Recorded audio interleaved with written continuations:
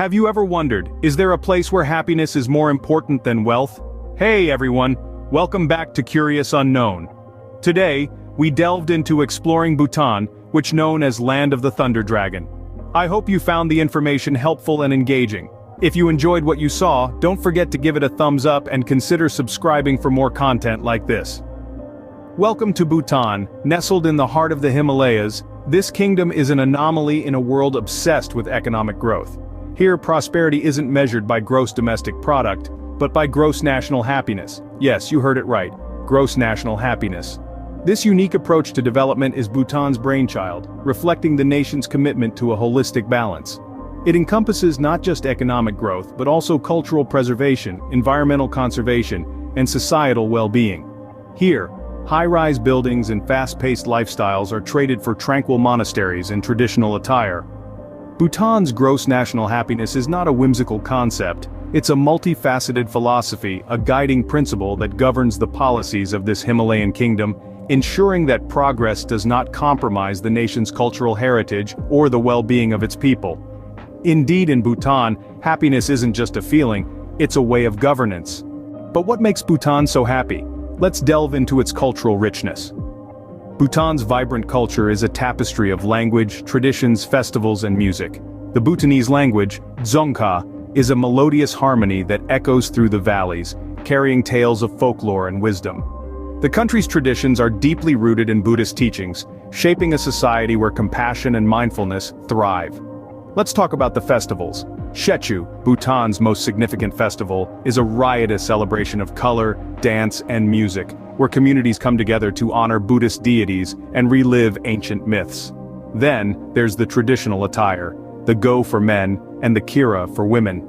More than just clothes, these are symbols of respect and identity, worn with pride in everyday life and on special occasions. In Bhutan, music is the soul's language, expressed through traditional instruments like the dramian and lingam resonating with the rhythm of the Himalayas. In Bhutan, culture isn't just heritage, it's a living, breathing part of everyday life. In Bhutan, the environment isn't just scenery, it's a sacred trust. Here, in this kingdom nestled in the Himalayas, environmental conservation isn't a choice, it's a way of life.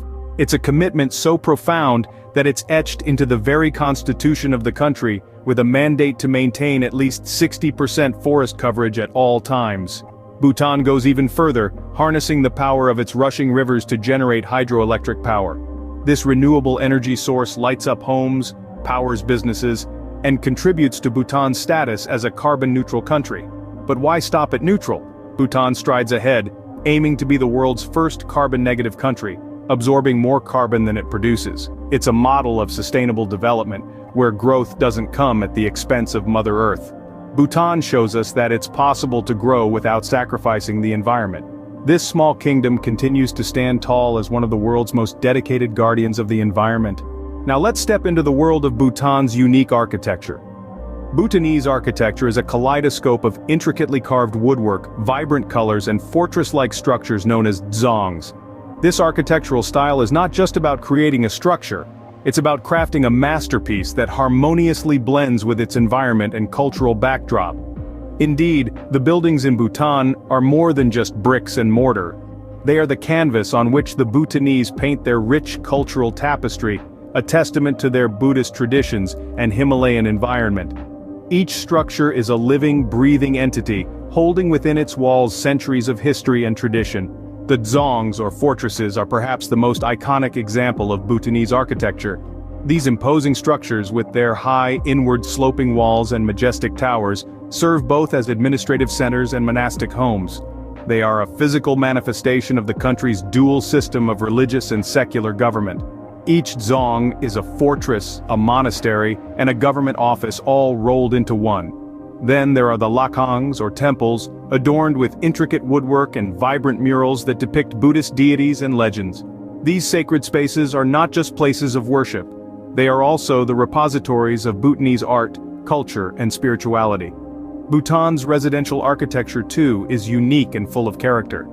Traditional Bhutanese homes are multi-storied structures, often with the ground floor reserved for livestock and the upper floors for living quarters.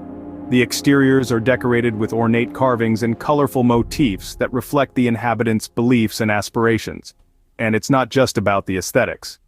Bhutanese architecture is deeply rooted in the country's respect for the environment. The use of local and sustainable materials, the integration of structures with their natural surroundings, and the minimal impact on the landscape are all testament to Bhutan's commitment to environmental conservation. So, you see, in Bhutan, architecture is not just about creating a shelter, it's about crafting a cultural narrative, a spiritual journey, and an environmental statement. Buildings in Bhutan are not just structures. They are the living, breathing embodiments of the country's rich cultural heritage, spiritual beliefs, and environmental ethos. In Bhutan, buildings aren't just structures, they're works of art. So what can we learn from this land of the Thunder Dragon?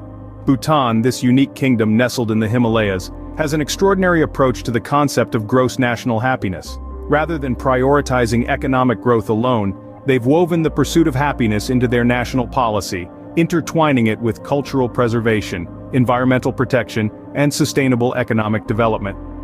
Bhutan's commitment to sustaining its rich cultural heritage is seen in their everyday life. People proudly wear traditional attire, and Buddhist traditions are not just preserved, but are actively lived. This deep-rooted respect for culture and tradition provides a sense of identity, unity, and continuity, contributing significantly to the country's overall happiness. Then there's Bhutan's relentless dedication to environmental conservation.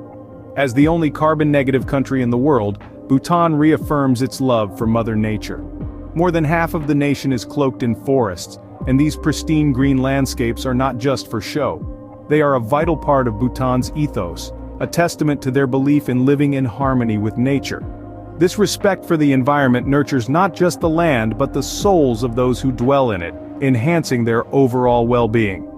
Lastly, Bhutan's sustainable economy, built on the principles of Buddhist economics, goes beyond the pursuit of material wealth. It's about creating a balance, ensuring that economic growth does not come at the expense of the nation's cultural values or its environment. This balance not just sustains the economy, but also contributes to the happiness of its people. Bhutan's unique approach to happiness is a blend of cultural, environmental, and economic harmony. It's a holistic view, a perspective that doesn't just look at one's material wealth but also their spiritual and emotional well-being. In Bhutan, happiness isn't just a goal, it's a way of life, and perhaps, it's a lesson for us all to consider what truly matters. Before you go, don't forget hitting the subscribe button, clicking the notification bell so you never miss an update, or leaving a comment down below. Your support means the world to me and helps the channel grow. Thank you so much for spending your time with me today. Your support is what keeps this channel going, and I genuinely appreciate each and every one of you. Until next time, take care, and I'll catch you in the next video.